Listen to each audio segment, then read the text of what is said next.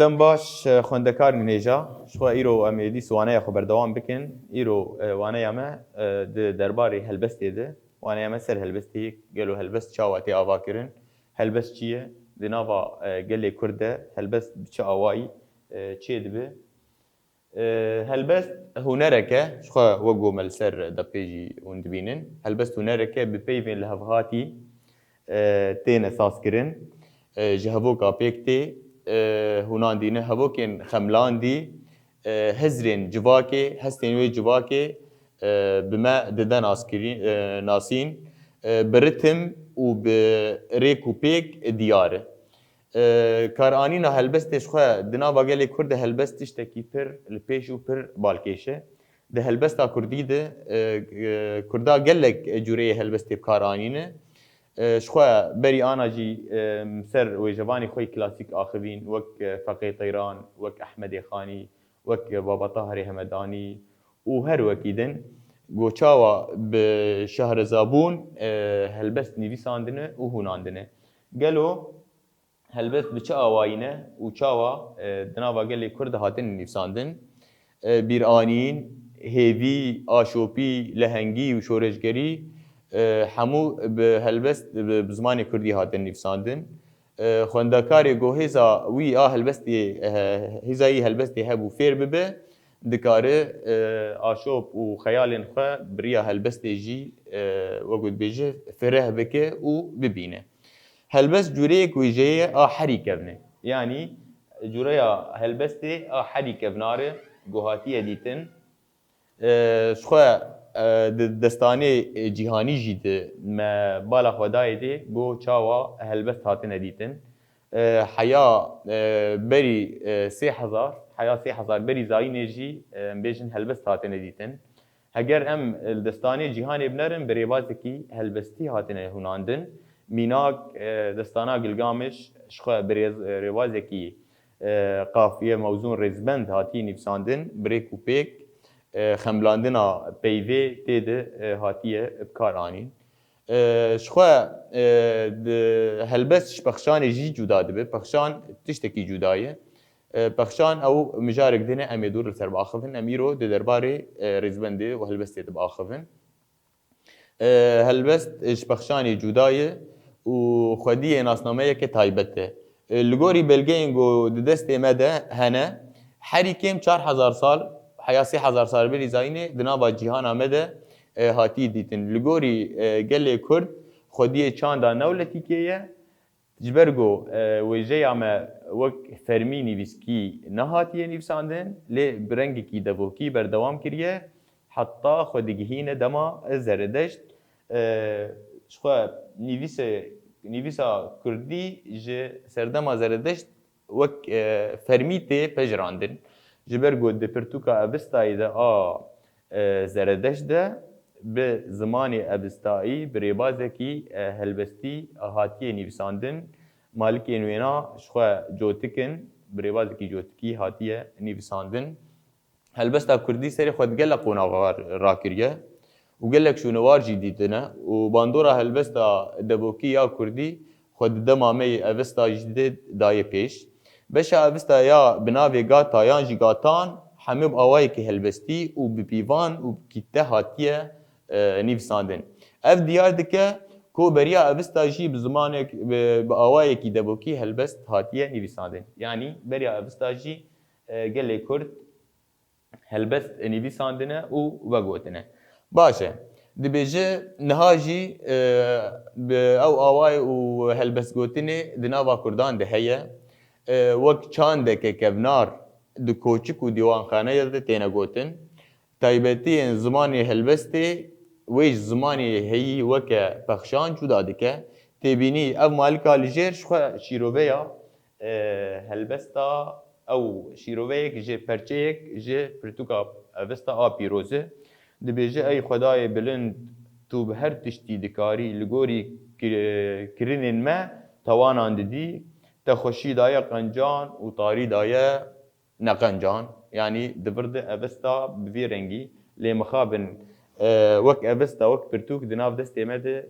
belge tune ne peyda nabin lê ev malik o dibêje peyda bûye di pirtûka Cegerxwîn a Dîroka Kurdistanê ji xwe me dîtiye ji ber wê name şîrovayna nivîsandiye. Helbest rêzik û pîvanê hene ji xwe em hevdûr kamil wa temaşe bikin. Di zimanê helbestê de bi awayekî giştî peyv nelgorî wateya xwe ya rast tê bikaranîn. Yani di helbestê de tu dikarî peyvekê bêje nelgorî wateya xwe bi mecazî tê de heye. Yani tiştekî din mînakên bêjin dema got Cegerxwîn dibe ailê gulê gula min ê Şêrîn Alberdilê min ê dûr piştî na dibe gulê kesk û sor û zer e. Gulê bi dirê baza bikaranî hem kiriye evîndara xwe û hem jî kiriye welat. Ji ber vê jî di dema berê de vê rêbazî de hat bikaranîn. Ji ber ku dema Cegerxwîn di hepsa Mesê de bû, istixbaratê dewletê ew işkence kirin. Gotin te helbest li ser Kurdistanê daniye, piştî hêna ji xwe wî na diyar kir gotin min li ser Kurdistanê daniye. Piştî ew işkence kirin û derbas bûn çûn, ji xwe li serê xwe pişt derî derxist û got hema bixwedên li ser Kurdistanê daniye. Yani bi vî rêbazî ew got dibêje helbest tê nivîsandin. Di zimanê helbestê de aşop heye, xeyal li pêş e. Lê di zimanê rojane de tin neyê. Di zimanê helbestê dikare xeyalê xwe berfireh bike, ama peyvê rojane û em rojane diaxivin di wê de tin neyê. Zimanê helbestê taybetiyên zimanê rojane hemêz dike. Yani dikare peyvê rojane ji nav civakê derxe ew ji nav civakê derxe û bikar bîne, lê emma civak nikare peyvê helbestê wek rojane bikar bîne. Baş e. Helbest bi wêne û dîmenên biwate û balkêş derbirîna hest û raman dike. Yani hestê mirov, ramanê mirov dikarî riya wê helbestê re di derxe û diyar bike. Helbest bi wêne û dîmen me got û wanê balkêş di zimanê helbestê de bi peyvên kêm û pirwate tên sazkirin. Yani peyvên kêm ne derorî ew qesî em peyva mezin bikin ew na. Yani peyvên kurtin û wateyên pir xurt. Lê di zimanê axaftinê de ev tin neyê. Di zimanê helbestê de gotinên hunerî bi awayekî pir bi bandor têne bikaranîn. Yani em bala xwe bidêne dê ka em li Seydayê Tîrêş guhdar bikin vê çawa di bilbilê Dilşadî de ji xwe ev jî di demekê hatî nivîsandin ser heldanek Kurda çêbûye Seydayê Tîrêş ev helbest jî nivîsandiye. Em bala xwe bidêne bê çi rêbazî hatî nivîsandin. Dibêje ey bilbilê Dilşadî hela wer bike fîgan derdê me girane heybira birîna me kûr e gorîl te bitin cerg û dil û mêlak û hemcan dengê te yê xweştir ji ney û nay û bilûr e. Sê hawê te deng yek ji sira bayê siba ye hawê dî ji dengê xuşîla dehl û reza ye hawê sisiya ji bêhna şema mûk û gula ye lewra ko li dunyê tu binav û tu meşhûr e. Kerwanê me va birê ketî şevreş û tarî sermaye terez guliyên di berfê her dibarî bahoze çelapek têne me ji her çarkenarî warê me welat e hey heval rêça me dûr e. Çar hawîr me diz û keleşin têk dane dijmin me ji hev radxetînin ber bi ber heyf û mexabin qet çar û omîda min nemaye bilbilê min meydane ji bo hirç û çeqel gur zor e zor e. Meydane ji bo hirç û çeqel rovî û keftar gorî te bibin bilbil ji serê darê tu werxwar. Ka em li vê helbestê binerin bê bi çi rêbazî hatî xûnandin gelo Seydayê Tîrêş çi dixwaze di vê helbestê de diyar bike. Ji xwe di helbestê Kurdî de an jî di wêjeya Kurdî de ev cûreya helbestê bala xwe bidîne. Dema ku mirov êş û azarê xwe nema bi mirovar parve dike berê xwe dide lawrekî an jî berê xwe dide cihekî dixwaze êşê xwe veke parve bike. Yani li vir êş û gazî û hewara xwe dide bilbil êş û êşê xwe bilbir ji bilbir dibêje. Dibe ey bilbilê Dilşadî hala were bike fîgan. Gelo fîgan di vir de çi diyar dike? Dema dibe hey bilbil were bike fîgan. Fîgan ew giriyê bilbil e ew êşa bilbil e dibe wer li ser halê me bigirî. Wer êşê me bibîn جبو او گریه او بانکرنا تا به ایش و آزار خورتر ببه دبی درد ما گرانه ای برابری نام کوره درد گله کرد گله کی گرانه برینجیش خو گله کی کوری لور دبی گوری تبتن جرگو دلو ملاکو همجان یعنی دور دچه دده دماغو یک گازنی خوب یکیت که خداویش ایده دبی از گوری تببم یعنی المگو هدار به گازنات که خداویش دبی بس المگو هدار بک دبی جرگو دلو ملاکن برا گشتره دبی دنگی تی خوشتر جنه یونایو بلوره والا خوب دیدی شخو دنگی بلوره یونایی و گود بیجه اف حردو آمورین موزیکینه دنگی و پر شینداری تیدی پر شینی تیدی دماغو ابا لافتیب کارانین مروف استیار دبه دبی سه هاوی تا دنگی گیج سرا بایه سبایه والا خوب دیدی الوصف التشبیه بنر بچاوا دنگی وینا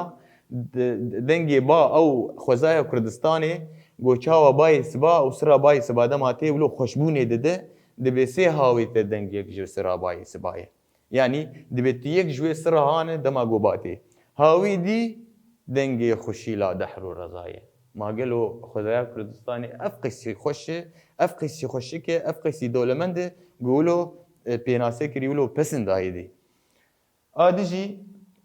دبيجه هاوي سياج بهنا شماموك وقلاي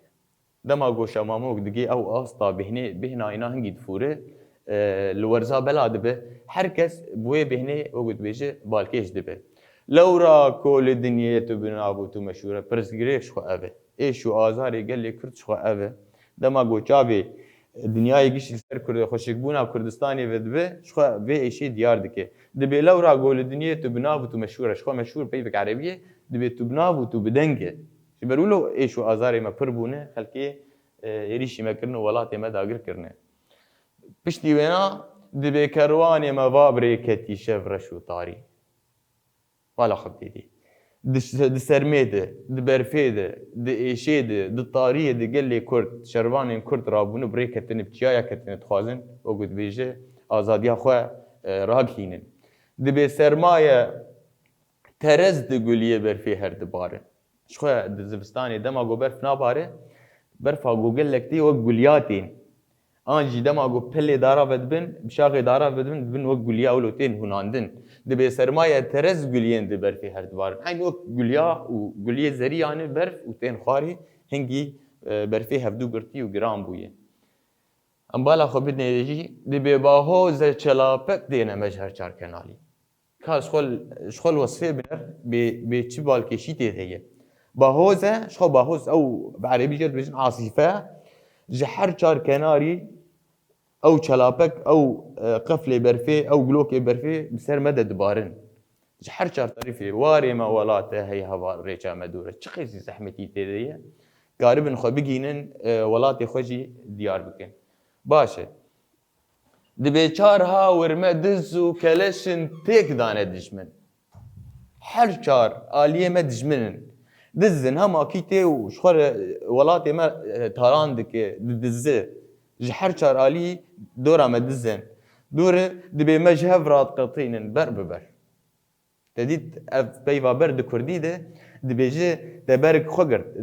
دچنینا موسم دبید آن میسکاد آن گریم دبی برکی خو بگر یعنی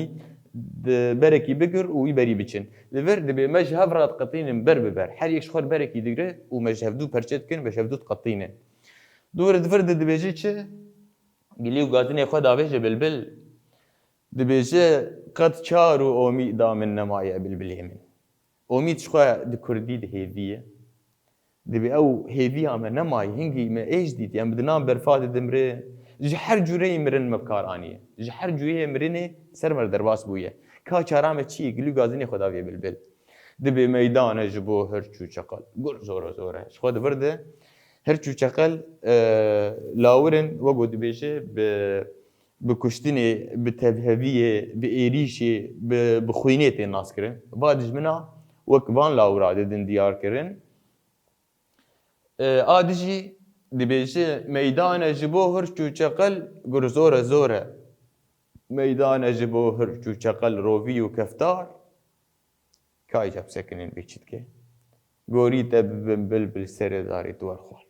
يعني دفرده بلبل شخوا هين ليه قهدار ناكل سري داري دبي جبو خدي كا داكف ام الفر ام تشتكي شفيم كانت خوازم باخفم يعني شخوا تيريج وقود بيجي دبي هلبستي ده ايش وازار قش وقود بيجي شيرو بكرنه كا ام له برساجي قهدار بكن قالوا برس چنه وچه انجام جهلبستا اي بلبلي دل شادي قرد بهوالي مخارا بار ببكه ومالك آيكم شيرو ببكه شو مالك آيكم مقوت هي بالبلد الشادي هلا وربك في غان دردي مقرانه اي برينا مكوره يعني كا به البستي بچي آوايوني شيرو ببكن شو حريك لغوري هزري خواه لغوري روشا قوتي جيانتك كاره شيرو بايكي بديدي دجيد بدناوا قال لي كرده هلبست ده انجاما چه درکتیه شیرو بک گلو هر کس هلبست نویسینه هر کس و آستا هلبست هندری خود بینه کاری بنویسینه گلو هلبست به چه رنگی باندوره لشورشیت شو هلبست شورشه سلاح حدی گران مگوت ویجیه هلبست دما قوت هلبست که تدبیجه تباندوري الجواكي كامل دكه يعني ام مينات كي بيجن دما جگر خوين برسكر جو كيماس بيناسا خود ياردك بيناسا خود ياردك دبي كيماس دور بشيروفت بي كردستان تفشور شو فولكان تف ديناميت ماغرو بيتم غاوا بتقم دنيا دهج يعني دخواز شورشي بيخد دخواز قال كرد رزقار بك هل بس او امورا جو تقارب بي شورشكي بهجينه او تريفبريا شورشكي بك وكي ديجي شويه امجيان داويا وينا هلبستي كردي قال لك انا وجواني موجود بيجين هلبستي دي قال لك شهرزانه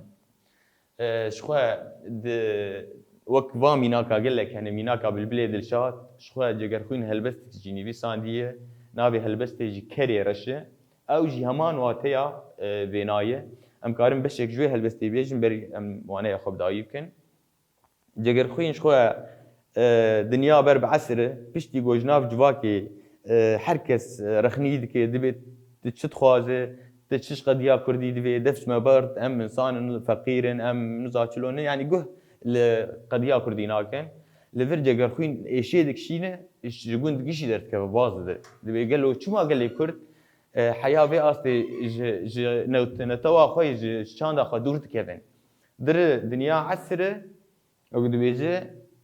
لنوالك دنيا بوهار طبعا كرك رشد بيني راد مخاطبه كريتك شلو تيريش مخاطبه بالبلدك جگر خوينجي عين مخاطبه كريتك دبر دشتك دبي دبوهارا صالا بار رول عسري چوبو خار من ديت كرك خطو كم جودي تشيريا لبرچم بي حفصار وبي سرگوش من بانكري كروشوش بزيرزير وبقورقورج كم دركت هذا جور من راهشت يقول لك جش دابر بوزي كري رش ارينا بهنكر ونجي خوار كسر بداغو قيفار كرج بلي فيم ناكي قيفار تخواز كلبشي كي قيفار كي بخو جكر خين قول داي دي كسر جان دبي جگر خوين نهجي فهمت كيف دبي ازدا كتف دبي كم من جير چني چند كلام من تفر بركرون كوم جي كلبش وجي كيسوم بيشتي غوخار قاطروت يعني قاروت لمن ريو كريغوت اي سيداي جگر خوين تور ما يدلودين اريت تزاني مقصدا من كا اول چما تدامن گرت ببي يازدا گرد هر تدمين امان كرد صالي جارك تي بوهار لبر بوزي من قيوار دخم فيك البشا خوش ازي چبكم جلا قش افقا صالو دمي چون جارك ندي سرخبون پریشان و دلبرین شخو نابیت ابو جگر خوین شخو دوی هلبست دی جگر خوین گازی هوار خو داویج کریر نقاش کد خواز ایش خو بیجی یعنی جبرگو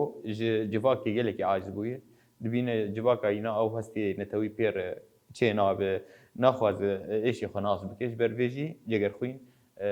دتقه و دره و بیجی بکریر نقاش کی شخو ام دگهن